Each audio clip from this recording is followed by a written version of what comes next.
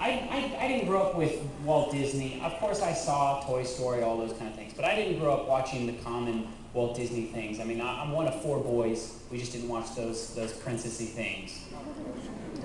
So for a long time, I said, whatever, it's just cartoons, right? I'm not going to look into this. And we walk into a hotel room in Chicago, and my brother and I are staying in the same room, and on the floor in the hotel room is a little DVD called Mulan. And my brother looks at me and he goes, isn't this kind of weird? People have been asking us to look into this, and here this DVD sitting on the floor. Let's watch it. And I said, no, I'm not watching it. I'm tired. I'm going to bed. So my brother kind of put it in his computer, and he started watching it that night. I fell asleep, and in the morning he woke me up and he said, I know exactly what they're doing. And he said this movie was a perfect representation of a lot of these themes that Walt Disney has, and it is really, truly what led us off in the direction to look into some of these cartoons. And so I really cannot wait till I get to heaven. I have so many questions for God. Like, who put the DVD there? Why in our hotel room? Like, what was this all about? But nonetheless, Magic Kingdom is what we have titled this. Now, of course, a lot of you have probably seen some of these characters that are up here. These are some of the characters that we're going to talk about tonight. But before I get into this, I want to talk to you a little bit about some of the men of faith in our Bible. If you think about the story of Noah, you think about the faith that Noah had to have to listen to God say, hey, I want you to build a boat. Oh yeah, God, what's a boat? Well, it's going to take you 120 years to build the thing. Really? You're going to spend all your money building it. Really? And people are going to laugh at you and think you're absolutely crazy. Think about the faith that he had to spend his entire life, well, not his entire life, he lived for quite a long time, but a major chunk of his life building this thing that he's never seen, and all of a sudden he climbs in this boat and waits, and 7 whole days go by with nothing happening. People laughing at him. Incredible amount of faith that Noah had to exude. Let's think about Abraham and Isaac. If you know the story well, Abraham wanted a son. He was promised by God that his lineage would continue on throughout the history of the world, and his children would be the sands of the sea. And here he gets to be about 100 years old, and he has no son. Imagine this. God gives him a son.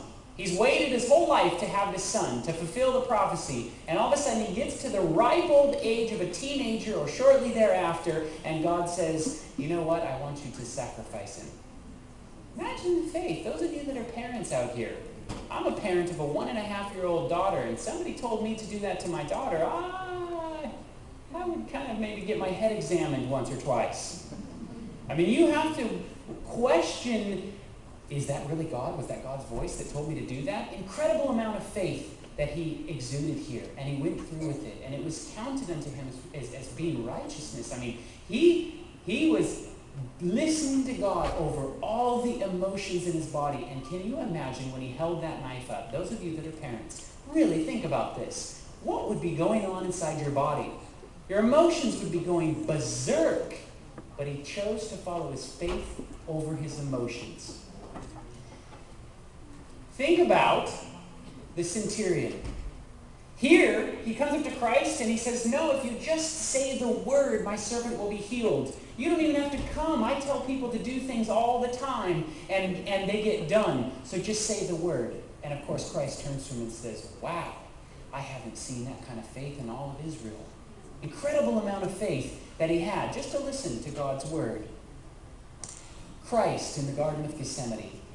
This is the ultimate pinnacle trial that Christ went through, was in this garden. You realize that, right? In this garden, every single thing in Christ's body was telling him, do not go through with the cross. He was pleading with God. In fact, Matthew 26:38-39 says, and then when he said unto them, my soul is exceedingly sorrowful, even unto death. Tarry here with me and watch with me. And he went a little farther and fell on his face and prayed, saying, Father, if it be possible, let this cup pass from me. But here's the key point of this whole story. He says, not as I will, but as you will, Lord. Everything inside of me is telling me to go one direction, but you know what, God? What I want and what you want, even though they're two different things, I want to do what you want to do. incredible amount of faith that Christ had. If he would have listened to his emotions, we wouldn't be here today. This whole great controversy would have ended in a victorious effort from Satan if he would have followed through with his emotions. And so, the point that I want to bring up to you, there's going to be an end-time struggle that we go through. And it's going to be a thing that will be very difficult for many of us to go through. Do we continue on following our faith, or do we continue following our emotions? How many of you have heard or seen the polarization in our church? Right? Doesn't it seem like they're going in two different directions? One side of the church is saying, you know what, let's just all hug each other and have a good time, and this is, we feel like this, we get more out of our worship service than this. And the other ones are like, no, if we just put the blinders on, if we look right, dress right, eat right, act right, we'll go with this. And there's two polar opposites that are starting to happen. But you know what? These polar opposites are really starting to play out in faith versus emotion. We see it in the music. We see it in all kinds of different things. And this struggle that's happening between faith and emotion, I honestly believe in the time of trouble, every single one of us will be called. Do we continue forward with thus saith the Lord of faith, or do we allow our emotions to get the best of us? We all know this time's coming. We all know it's brewing in the background. Maybe it's not going to happen in our lifetime. Maybe it won't happen in another lifetime. But we know that it is around the corner, and it will continue to come someday. And so I find it really interesting. In this topic of cartoons, there's a very interesting consistency. Actually, before I even get to that, let me even take this a little bit farther. What was Christ doing on the cross? What did he really come down here to do? Forgive our sins, right? But what was the argument in the war in heaven? What was Satan's argument? You know what, God? You're too hard. You're too controlling. All you want is all these people to worship you, and we kind of want to do whatever we want to do, right? And so he has this sort of like, I'm going to do whatever I want, going against the law, because that's what Christ was doing, was upholding the law. Because what is the law? A law is a description of the character of God. Okay? So all of a sudden, Christ comes down here and he withstands this character of God and reinstates the character of God. Okay? So I find it really interesting, this whole centering around the law. Okay? Now, on earth, the priests that had this ark, right, and the two angels that are over the ark, is known as an antitype of what was actually in heaven, right? What's inside of the ark? The Ten Commandments, right? Now, what was Lucifer's job in heaven? He was a covering cherub, right? And what does the covering cherub do? Guess what? He's the upholder of the law. He's the protector of the law. And you see why it was so damaging what Lucifer did to the entire universe is because he was the one that was supposed to go around and tell all the other worlds what the character of God was all about. So all of a sudden, when somebody that was their job to go up and hold up what the character of God was, said, you know what, God is like this, many people listened to him because that was his position in heaven.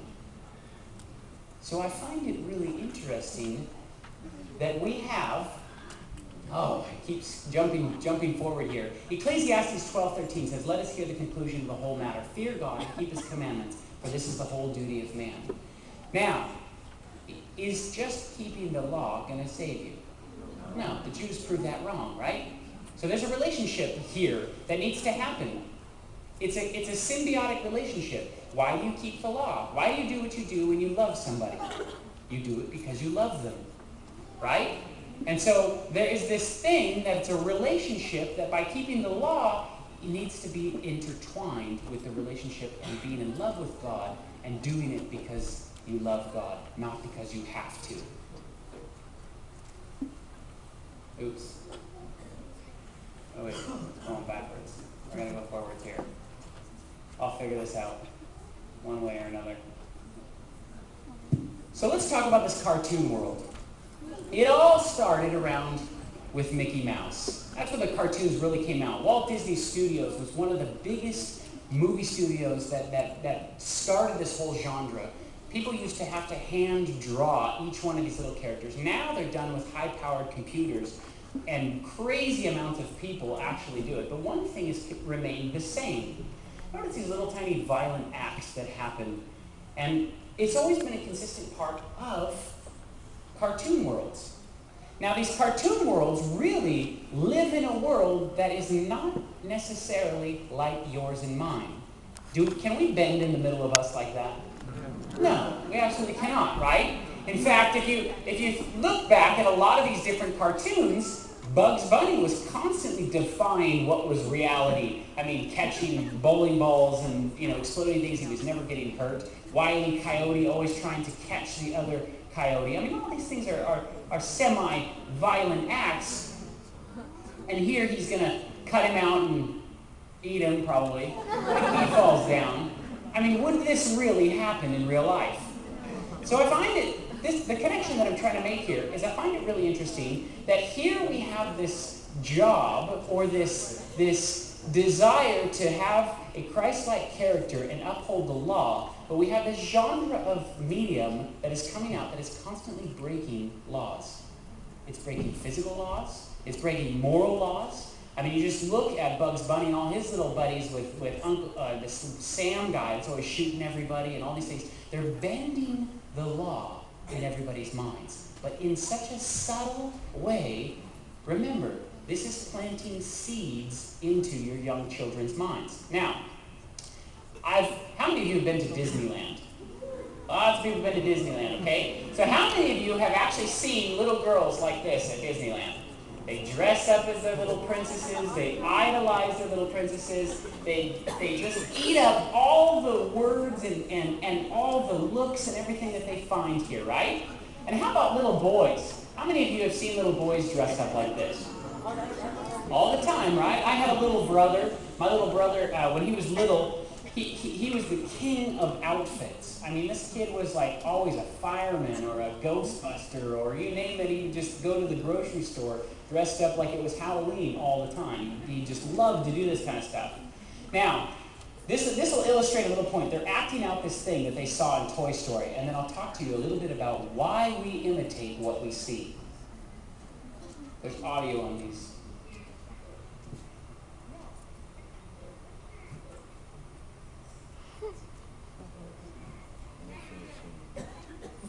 I'll back it up.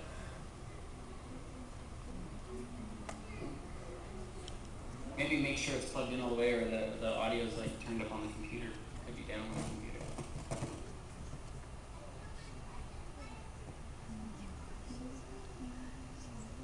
Do you want to use this mic, and I'll just speak into this again?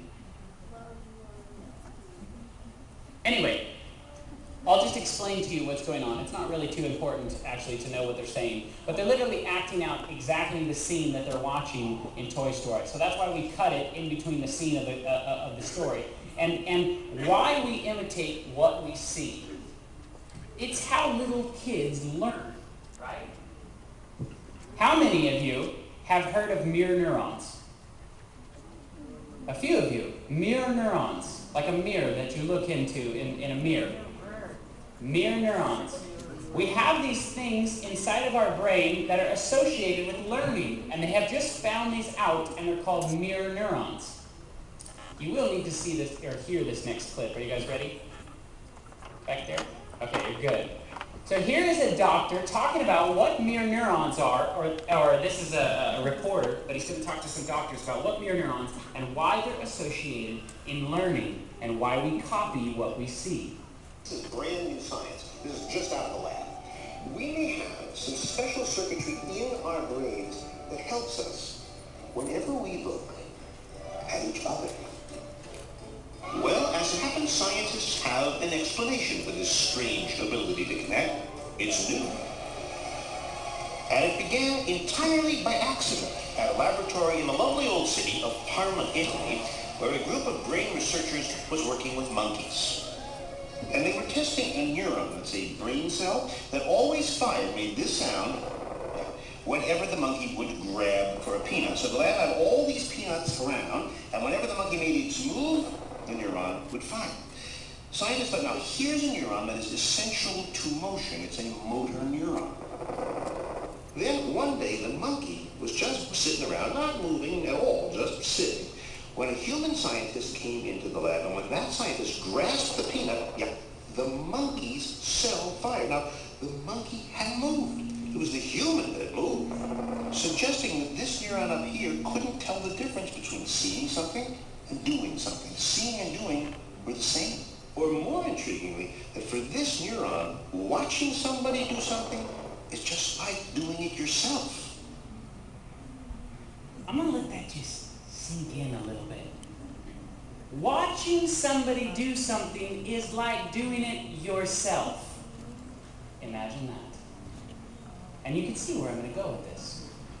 You can see how this understanding of the brain, and we know so little about the brain, but I've studied enough of the brain now to know that these mirror neurons and what's going on inside your brain is fascinating information. I mean, I shared with those of you that have watched our presentation that has to do with your frontal lobe.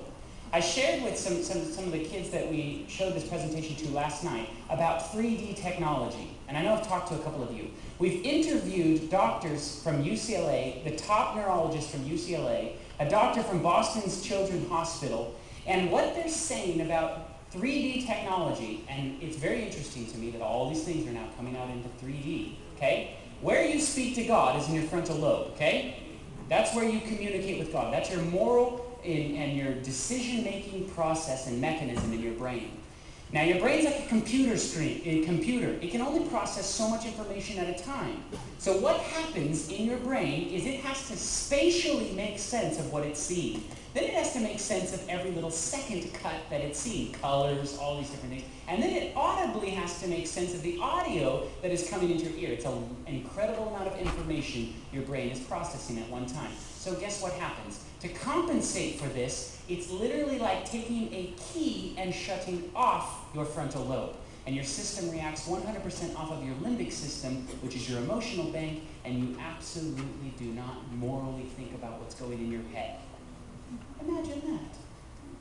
And another doctor that we interviewed from UCLA, he was talking all about evolution this, evolution that, your brain's evolved over this time, and I'm just sitting there going, wow, can't use it, can't use it, can't use it. And then he goes, you know what? The most important thing to remember about 3D technology is to your brain, there is neurologically no difference. It cannot distinguish the difference between actually doing it yourself or watching it. Your brain thinks it's actually doing that action. Imagine that. And so be careful what you see, because the devil has created an amazing device that what you see, you may say, oh, I'm not doing that, I'm not sitting, I'm not doing those horrible acts, but neurologically, to your brain, it's the same. And here, he will explain how this works. To demonstrate, he put me into this very powerful fMRI brain scanner that can peer into the brain while it's working. And he gave me some goggles so he could show me pictures when I was in there. So you can see here the eyeball of Robert.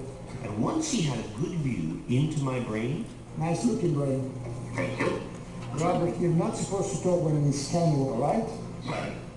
Then he said, okay, I'm going to show you a bunch of faces. And for each face, I want you to imitate it. So I did that. Then he recorded my brain while I moved my facial muscles. We're going to do it right away, right away. Okay. Then he said, okay, same faces, but this time, don't move a muscle. Just look. So I looked. When we checked the results, Oh, there's my brain. I've never seen my brain before. This is your computer. Jacoboni says that the part of my brain that's working when I make a face, the same part gets busy when I see the face. So basically, you guys can look this up on your own time. Really interesting. The same part that is activated when he sees the face is the same part that is activated when he actually produces the face himself. And you guys can look all this information up, but I want to really start to seal into your guys' minds. You are affected by what you see. You are completely affected. So when you start to see these things that are going against God, fighting against God, fighting against God. You are taking those on mentally in your mind, even though you may physically not ever say that. So what happens, actually, Matthew 5:21 and 22 says, "Ye have heard it said of them of the old, that thou shalt not kill, and that whosoever shall kill shall be in danger of the judgment. But I say unto you, that whoever is angry with his brother shall, without a cause, shall be in danger of that same judgment." We know that just killing, you're not only there for the judgment, but if you're just angry, we know that what is anger? Anger's in your mind, right? And of course, he better illustrates this in Matthew 5:28, where he says that whosoever looketh upon a woman and hath lust after her has committed adultery already in her heart. We know that the sin starts in your mind. So all they need to do is show you sin, show you sin, show you sin, and guess what? You sin. You don't even have to go out and do these things anymore. And scientifically, outside of God, they're proving that with these things called mirror neurons. So what happens when you sit your kid in front of something similar to this? This is a Tom and Jerry show. And you have this very seductive woman, and of course he's very attracted to her, his eyeballs come out of his head. But what message are you telling young children that watch this? If I see a woman like that, I should act like this, is what the little boys think. And for little girls, well, guess what they think? For me to get a boy to act like that, I need to dress like this, right? There's a whole psychology that's going on behind the scenes than what's just on the surface. And here, this next clip that I'm going to show you is some psychologists talking about what some of these images are doing to your children. Monkey see, monkey do. I love to play ball. And we develop our notions of reality from the cultural mechanisms around us. And one of the most important cultural institutions that we have today is indeed the media.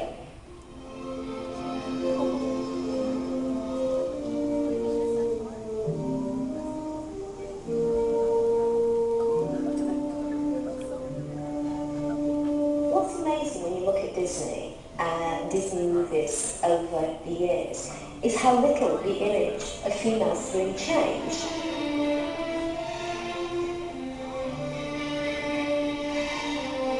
You still have the same highly sexualized female body with the big breasts, the tiny waists, the fluttering eyelashes, the coy expressions, the seductress.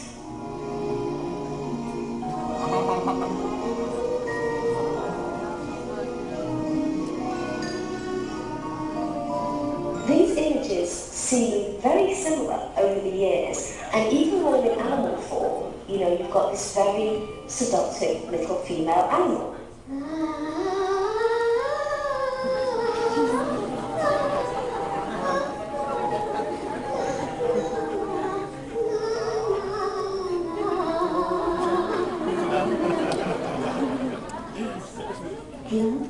This presents people with a kind of notion of what femininity is about. This is not a mirror on society. This is not reflecting who women really are or what females really are. It is basically constructing notions of what femininity is. And these are not notions that necessarily Disney invented, but what they do with these notions is they caricature them, they wrap them up in this Magic Kingdom wrapper, and they sell them to children. And that's really the power of Disney. When they're young, they're trying to figure out, what does it mean to be a woman? What do I look like if I'm a girl? What should I look like? And they'll focus on the most salient, dramatic images they can see. They don't necessarily think about, well, that doesn't look like the women I know in real life. They don't make those kinds of comparisons, because that's kind of like making a movie, putting a whole story together, doing logical comparisons. They think about one slide at a time.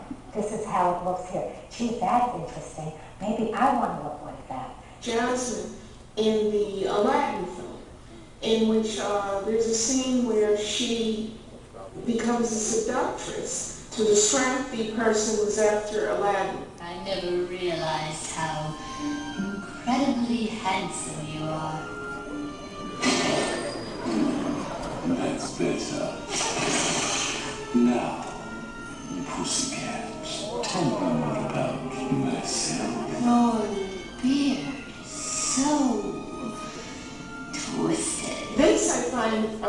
very dangerous because you have, again, it gives young girls the idea that that is the way that you get what you want. You use your body. Now, isn't that interesting? You gotta understand, kids are incredibly intelligent. Have you ever spent time with someone under the age of 2? I mean, my 1.5-year-old daughter shocks me. I'm like, you're 1 year old. She's like already got the world pretty much figured out. They're like little sponges. They pick up everything, and they're soaking us up. And most little kids have no idea what your sexuality is supposed to be meant for. And they watch this over and over and over again. If I dress like that, the boys will act like that. If I need something, guess what? I'll just flaunt it to them, and I'll get it.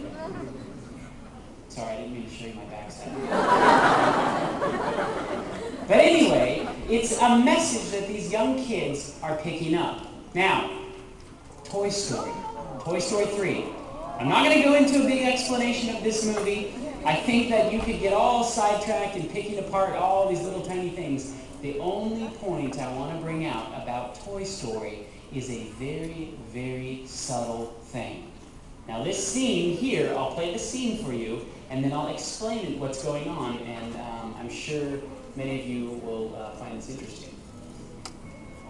So, who's ready for the dream tour? Let's show our new friends what they'll be saying. Folks, if you want to step right this way.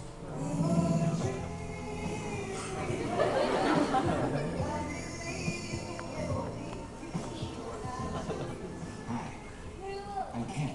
Barbie, have we ever met? I would have remembered. Okay, so what information was just told to you? He sees her, he's attracted to her, right? And all of a sudden they walk over there and he's just like, and he's all, have we ever met? What did she say? No, we've never, or no, it was the other way around, sorry. She said, have we ever met? And he said, no, I would have remembered. Okay, so the information that was just told to you is they've never met before, but they're attracted to each other. 5 minutes later in the movie, 5 minutes later, literally you can watch the counter go by in 5 minutes. Here's the next scene.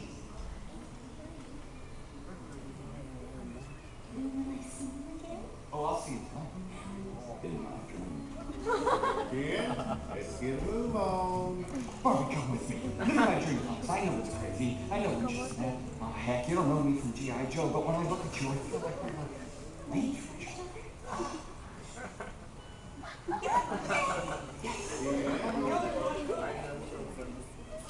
Once again, what was the information that was just told to you? You don't know me from G.I. Joe, but come live with me in my dream house. And all of a sudden they go off together. Do you think a little child understands that? That you can't live with somebody outside of a marriage, or you shouldn't? And all of a sudden, you know what? We're not teaching our kids to look on their hearts. We're teaching them to look on the outside. What's pretty, what's attractive, go with that. Hey, if you're attracted to them. And you know what? You wonder why mixed with all of these things, being taught here as little kids and growing up and getting more introduced to more racy things, you wonder why our sexuality in our church is so messed up. And you wonder why there is so much of a problem. Do you know why the devil attacks our sexuality? Do you know why? Your sexuality and your spirituality are so intertwined.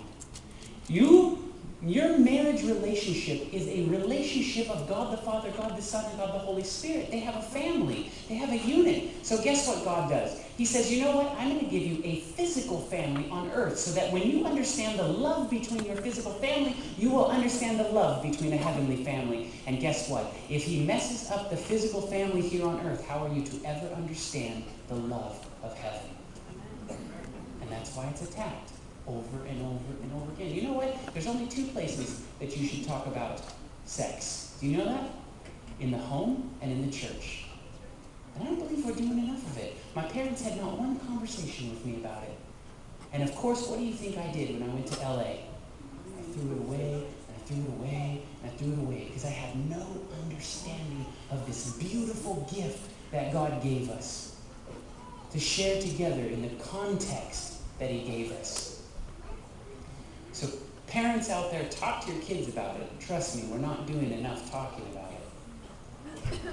Proverbs 6:24 says, to keep thee from an evil woman, the flattery of the tongue of a strange woman. Lust not after her beauty in thine heart. Let not her take thee with their eyelids, for by means of a whorish woman a man is brought to a piece of bread, and the adulteress will hunt for the precious life. And you know what? This is coming from the most wise person on the face of the planet who struggled with his relationship with women. His life was a train wreck because he did not understand what a relationship was really all about. So let's talk about Disney.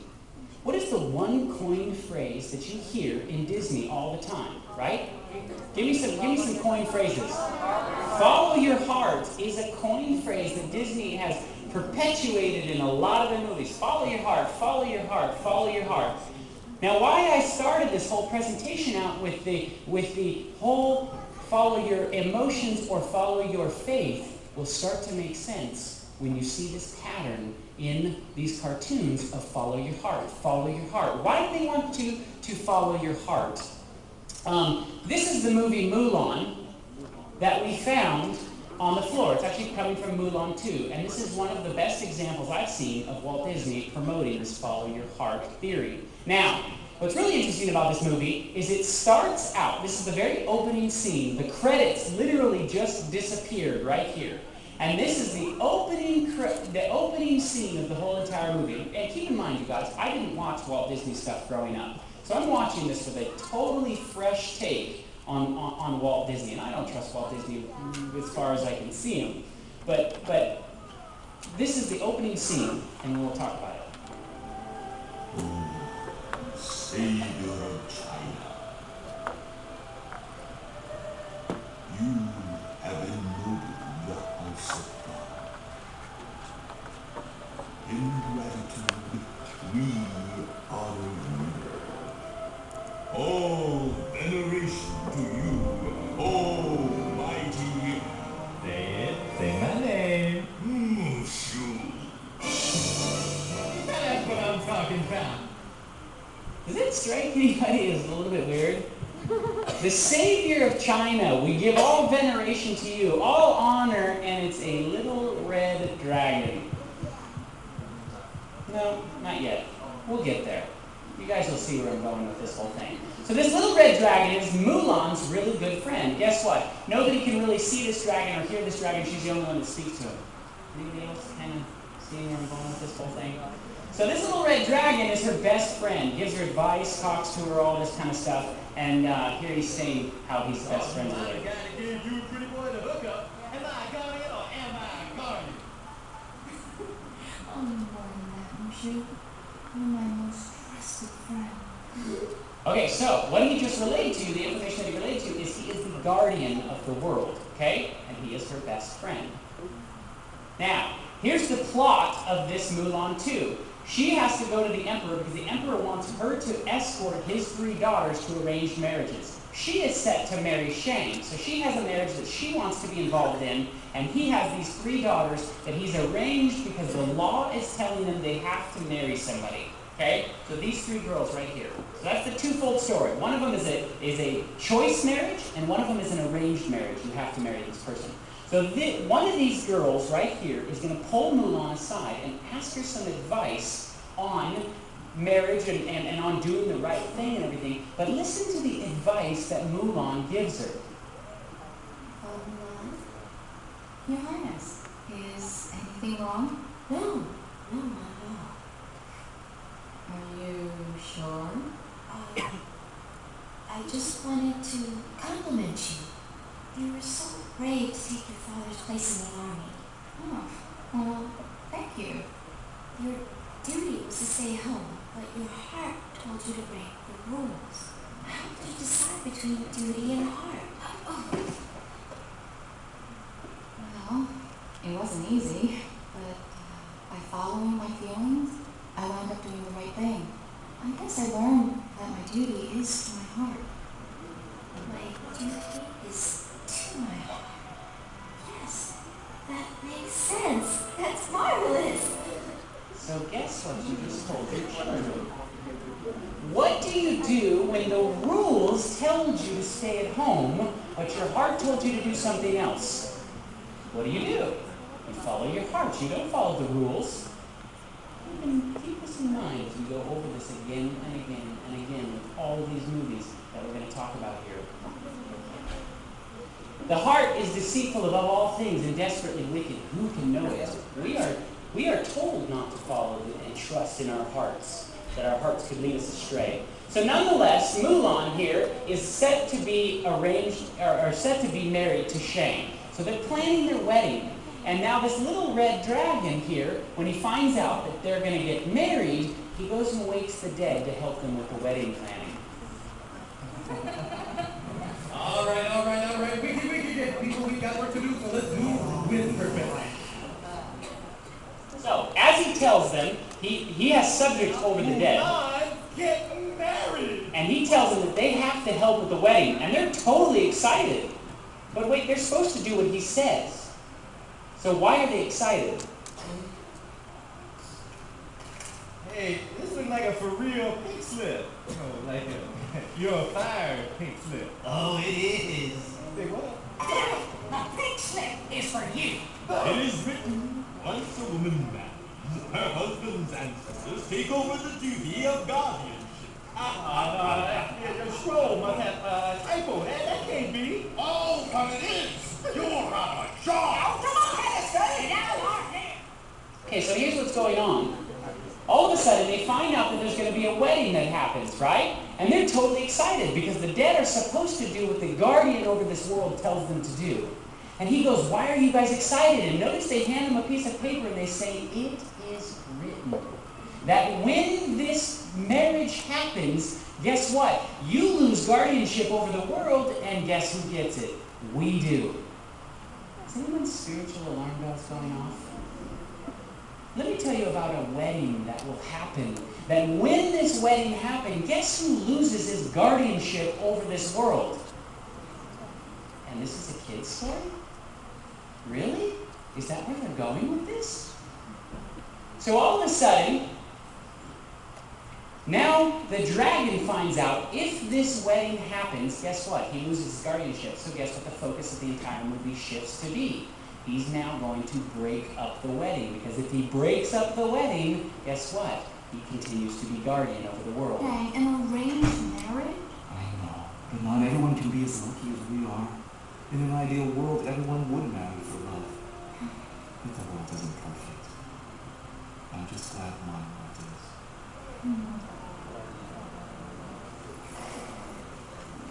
My word, talk about self. You don't hear me bragging about how it's my word. Pretty much is. I'm telling you, Tricky, the sooner I bust them apart, the better things will be for Mulan. So he busts them apart, and then they get all the way to the end. There's a marriage ceremony that happens. Before we get to that, I'll show you this. Here he goes and he's going to pin Shang against Mulan and Mulan against Shang. And listen to how he whispers thoughts into Shang's mind, just like the devil whispers thoughts into our minds. Speaking of bending rules, You know, relationships are easy when everything runs nice and smooth. nice and smooth, just ran out of camp. Hey, what about old Shanghai? I think I can handle this one on my own. Shang's on a short fuse as it is. Just make sure nothing wakes him up. You can count on me. So all of a sudden he goes and he wakes Shang up and he whispers thoughts into his mind. She insulted you. Man, she laughed at your back. And she snapped into your face. Imagine what she's saying behind your back. She's a loose cannon. She's out of control. I mean, who's in charge here? You? Mulan. Mulan. Mulan. Huh? So this is a very parallel thing that's really kind of seems to be going on in our world, right? Doesn't the devil kind of pin us against everybody, always wanting to break up the relationship with everybody? Probably whispers thoughts in our heads that actually aren't even happening. Well, to skip over to the end of this, he tells her that he's the one that broke up the wedding, okay? So then they end up totally splitting up. At the end of the movie, he ends up using an idol, and he speaks through an idol to deceive everybody into believing that this idol is real, and he tells these two to get married together, just like the devil would use an idol to deceive many people. So I find that really interesting for a children's story. But your greatness, General Li Shan, is not the son of Kiko. Silence! I am the golden dragon of unity, and I decide whom to unify. My all-seeing eye has peered into the very heart of China. And I heard some conspiracists out there. I'm one of you guys too, so. That all-seeing eye is a reference to the occult, obviously, and so I find it not surprising that he would even use that terminology. So the end of the movie ends. I'm going to skip this scene right here just for the sake of time. At the end, they come into the temple, they mix the religions together, he gets to keep his pedestal, everybody's happy, and everybody goes home happy. Not really a kid's story, do you think? In this Aladdin story, you have Aladdin that is fallen in love with Jasmine, and Jasmine fallen in love with Aladdin, right? And here he takes her for a magic carpet ride. How many of you remember the song that is sung right here? Right? So you can probably sing it without me even putting the words up here, but I'm going to put it up here for you guys anyway. I can show you the world, shining and shimmering, splendid. Tell me, princess, when you last let your heart decide. I can open your eyes, take you wonder by wonder, sideways and under on a magic carpet ride. A whole new world, a fantastic point of view, no one to tell us no or where to go. Who wants to take you to a place where you can have nobody tell you no or where to go? And if you know the storyline, what was Aladdin's profession? He was a thief. Don't you find that interesting that all of a sudden Walt Disney is dealing with this subject of marriage together? And here the thief is stealing the girl, right? Isn't that what's going on in a spiritual sense and happening into our world? That a thief is trying to block this marriage that's happening between Christ and his church, between us? I find that really interesting. And this, we'll talk about why Aladdin. Do you know how Aladdin got rich, even to be a prince? He had a genie, right? Okay. So, I'll come back to that genie thought. But here is a clip from the movie Peter Pan.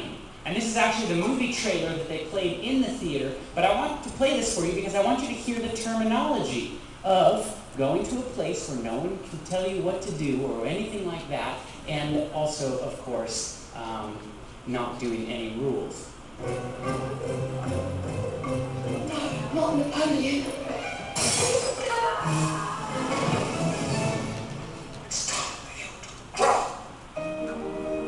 What if you could escape to a faraway world without parents? Forget them. Forget them all. Come away to Neverland. Without any rules? Without anyone telling you what to do? You will never have to worry about grown-up things again. Never is an awfully long time. Now, do you remember the stipulation that Peter Pan had for her to leave the parents and leave the rules? Don't you want to go to a place where you never have to grow up, you never have to grow old, you only have to do one thing. You have to leave home behind and you can never, ever come back. What do you think Satan told all the angels in heaven? Aren't you tired of doing what God wants you to do? Don't you want to go to a place where you never have to grow up? You never have to do anything that you don't want to do anymore. You can do whatever you want. You have only one stipulation. You have to leave home behind, and you can never, ever, ever come back. And guess what? They repackage that, and they tell us that same story, that age-old story of Satan deceiving the angels in heaven. And in fact, what was Peter Pan's friends called? The Lost Boys. They're going to Never Never Land. All the terminology's all there.